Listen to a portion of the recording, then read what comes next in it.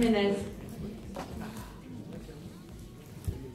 Merci Madame la Présidente, Monsieur le Vice-président, chers collègues. Dès notre élection, il y a près de 3 ans, nous avons souhaité mettre la politique du logement au cœur de notre action. L'Île-de-France, c'est 60 000 nouveaux habitants de plus chaque année. À titre de comparaison, avec 12 millions d'habitants, la région concentre à elle seule 18% de la population française, alors qu'elle ne représente qu'à peine 2% de la surface totale de notre pays.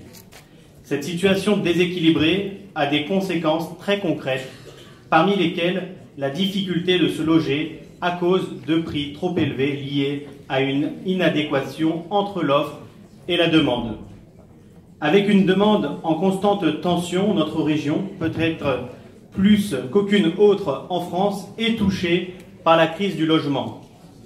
Cette situation constitue un frein non négligeable à la compétitivité économique de l'Île-de-France, qui a pourtant tant d'atouts à faire valoir. Cette pénurie du logement a aussi pour conséquence d'aggraver les fractures sociales et territoriales qui touchent de nombreux quartiers franciliens et des territoires qui jusqu'à présent semblaient être préservés.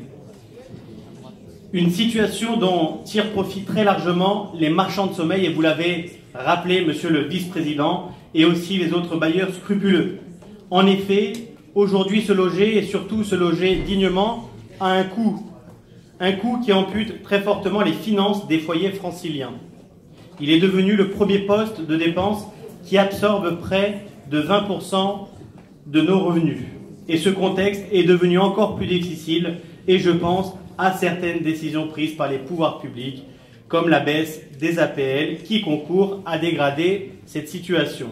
Dans ces circonstances, la région a pris l'engagement d'adopter une politique volontariste pour réduire ces fractures, à travers notamment la stratégie globale et transversale Île-de-France, région solidaire. Et la politique du logement, dont le budget est en hausse, peut alors être déclinée en plusieurs axes.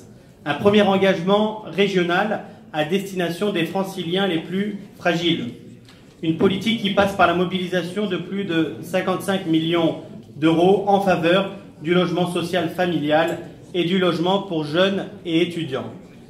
Je pense aussi aux mesures de soutien pour les copropriétés en difficulté qui bénéficieront d'un soutien porté à 8 millions d'euros en autorisation de programme.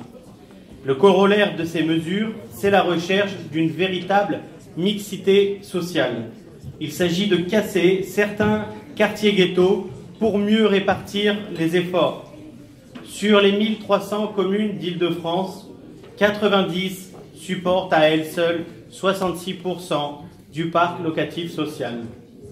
Nous sommes aussi engagés à mettre en œuvre une politique incitative destinée à libérer du foncier disponible, car nous avons identifié les causes de cette crise liée à l'insuffisance de la construction. Il s'agit d'apporter un soutien au secteur et aux collectivités afin d'accélérer le volume du foncier mis sur le marché. Mais cette action ne doit pas être faite à n'importe quel prix. C'est pourquoi depuis 3 ans, nous nous sommes engagés à améliorer le cadre de vie des franciliens. Je pense notamment à l'excellente mesure des 100 quartiers innovants et écologiques qui connaît un franc succès. Nous avons aussi de bons résultats grâce aux effets incitatifs des aides régionales au développement durable.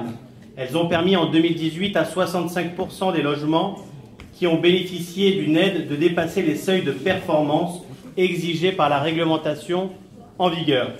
Une preuve de plus de notre engagement en faveur d'une construction plus responsable. Enfin, nous rappelons que vous vous êtes attelés à soutenir les projets qui contribueraient au dynamisme des quartiers dans le cadre notamment du nouveau plan national de rénovation urbaine. Oui, vous l'avez dit, Monsieur le Vice-président, la région est prête depuis plusieurs mois et un certain nombre de villes sont déjà prêtes aussi depuis des années. Et je le dis en tant qu'élu de Garges-les-Gonesse, effectivement prêt à lancer ce nouveau plan national de rénovation urbaine. Voilà, si je ne détaille pas ici toutes les mesures mises en œuvre, je peux néanmoins vous adresser la satisfaction du groupe UDI, et c'est donc tout naturellement que nous voterons ce budget. Je vous en remercie.